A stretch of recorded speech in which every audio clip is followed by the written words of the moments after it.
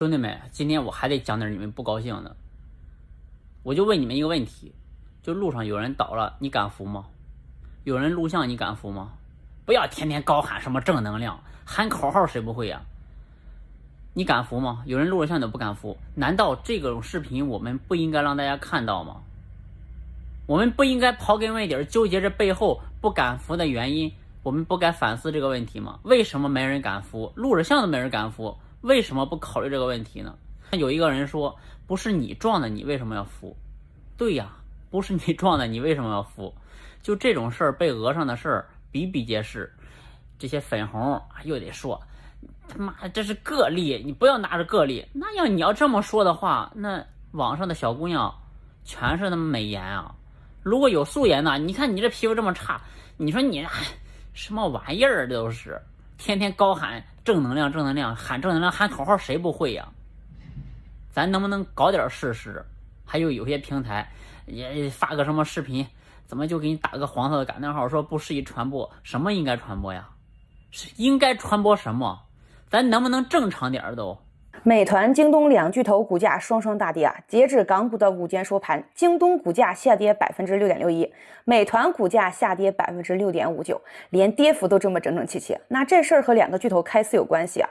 这两天京东宣战美团，两大巨头开撕，这个事儿背后其实没有大家想象的那么简单，它里面根本就不是道不道德的问题，这事儿它本身就是个纯粹的利益博弈。整个事情里面有很多吃瓜群众不知道的点，哪几个点呢？第一个点就是大东子嘴里说的要给京东外卖定个规矩，利润不能超过5%，这个话说得很大义凛然啊，好像要让利给商户。但是你们知道美团外卖的净利润是几个点吗？是2.8%，连3%都不到。而且根据相关的数据，不同的外卖平台利润差别并不大，在1.5%到3.3%之间。也就是说啊，大东子说的超过5%的利润不要就是个幌子，因为外卖根本就没有超过5%的利润。第二个点是一开始的宣战方不是京东，而是美团。京东这不是在进攻啊，而是打了一手围魏救赵的反击。是美团先推出了美团闪购，直击京东的即时零售项目。要知道啊，京东的核心竞争力在哪里呢？在自营物流，对吧？自营物流最大的优势就是快，所以京东能够做到次日送达和当日送达。但是呢，美团闪购一推出，次日达和当日达就不显得快了，因为美团闪购30分钟可以送达，是美团先切入了京东的蛋糕，才有了京东的大反攻。第三个点是外卖生意不是个好的商业模式，它是个互联网外衣包装下的劳动密集型产业，人力成本高，利润低，护城河全靠多年积累出来的规模效应。但是为什么这么多大佬要争相进入呢？因为外卖有两个非常重要的特点，一个是高频率，第二个是刚需。一旦占据了这个高频率刚需的市场，那后面就拥有了变现其他高利润业务的入口。就像美团，它利用外卖作为流量，然后去变现酒店、文旅等其他高利润的业务。外卖业务本身就是个引流，引流来高频刚需的流量，后面就会源源不断的跨界变现。明白了没？这个才是两大巨头厮杀的原因，这里面博弈的重点还是利益。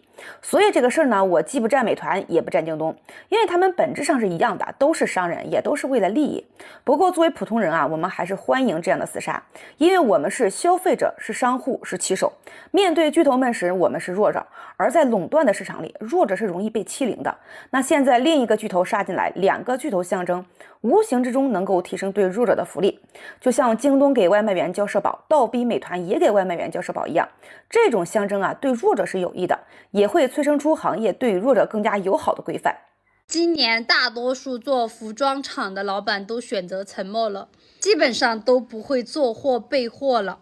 一边是实体店要求上货上新款，一边呢是我们做服装的老板都不愿意去做备货了。我们也不太敢备太多货，也不敢上太多新款。就今年的行情有多差，去年就是说大一的服装行情已经很差了，但是因为我有在做直播，所以我们去年结束的已经算很晚，包括今年清明节前我的大一都是一直动得很好。然后我想着，因为我有做直播，我有做这种拍摄短视频，然后再有一些老客户在手里，我做下款的话应该也不会很费劲。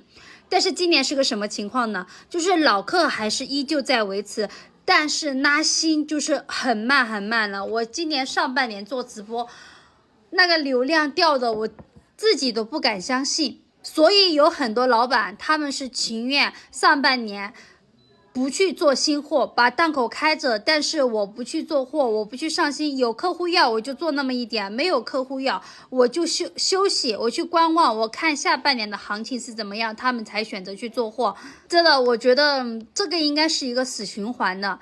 因为现在有很多实体店，包括消费者，他们都是知道，因为我们做服装的话，我们会有压货，我们压货了以后，我们到了季末，我们要为了清款，我们很多衣服都是选择特价或者低于成本价这样子去出售的，所以很多老板他们都选择在我们季末的时候，他才选择上货。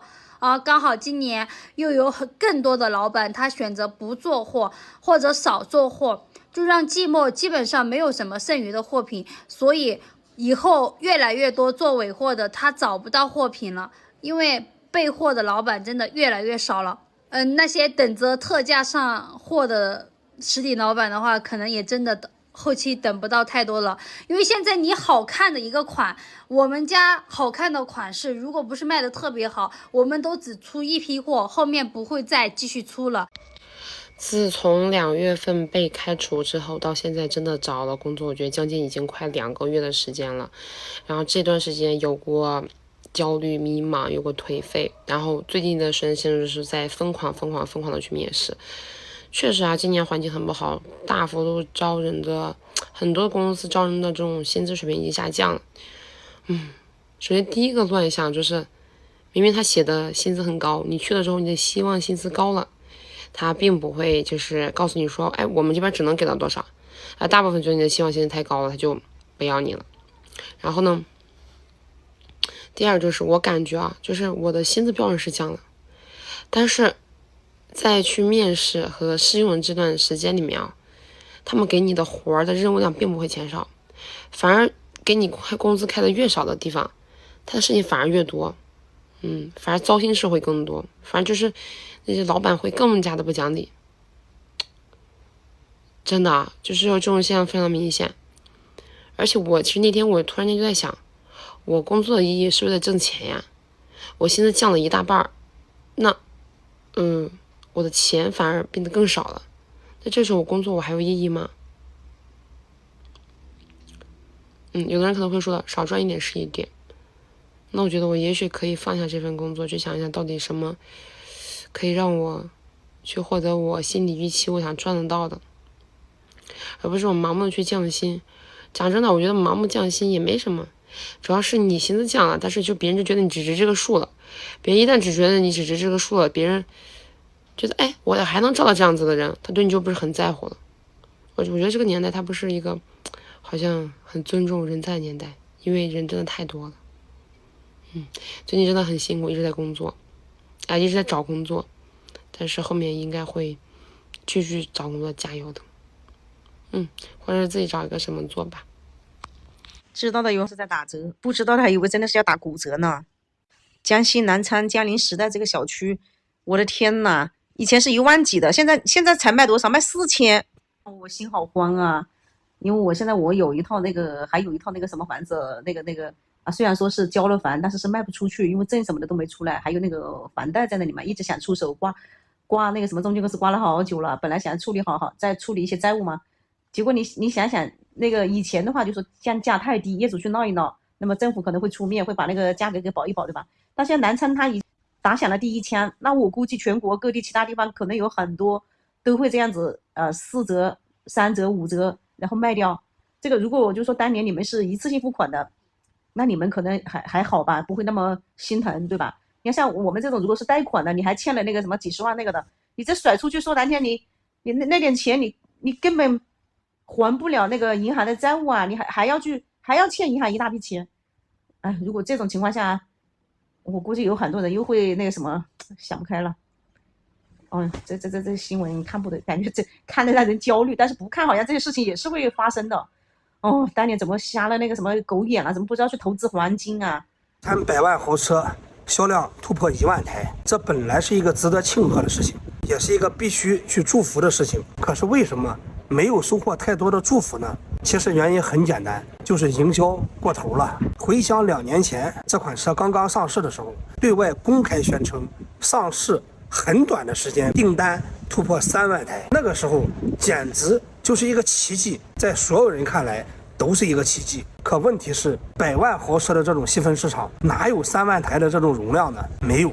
也有很多人在质疑这是不是在吹牛，然后品牌就开始去投诉举报。走到今天，这款车最终也不过就是卖了1万台，1万台已经很多了，1万台也确实值得人庆贺。可问题是，互联网是有记忆的，你自己之前的宣传，别人又怎么看？有一个事儿我没搞清楚啊，看新闻说啊，咱们把那个波音生产出来的飞机啊给退回去了。不过我有一个疑问啊，那么这个定金呢还能不能要得回来？哎，如果要不回来的话，你说这个定金他揣兜里了，然后这个飞机转手啊改涂装再卖给别人，那你说波音不是赚大发了吗？这不等于一鱼两吃啊？就像专家讲的，他一下就赢了2回。所以啊，这个我想问一下各位网上的朋友啊，把神儿啊特别多，您给解释一下，这事儿肯定有定金。那么如果说你买完了之后，这东西你不收，这定金呢肯定是收不回来。但是呢，收不回来的话，这个定金最终你谁把这个买单了，这个事儿你得顾及一下，这肯定不是一笔小钱呐。你不能说啊，现在你这个气解了，哎，又赢了，哎，很牛逼，但是呢，钱没了，那才是真金白银呐。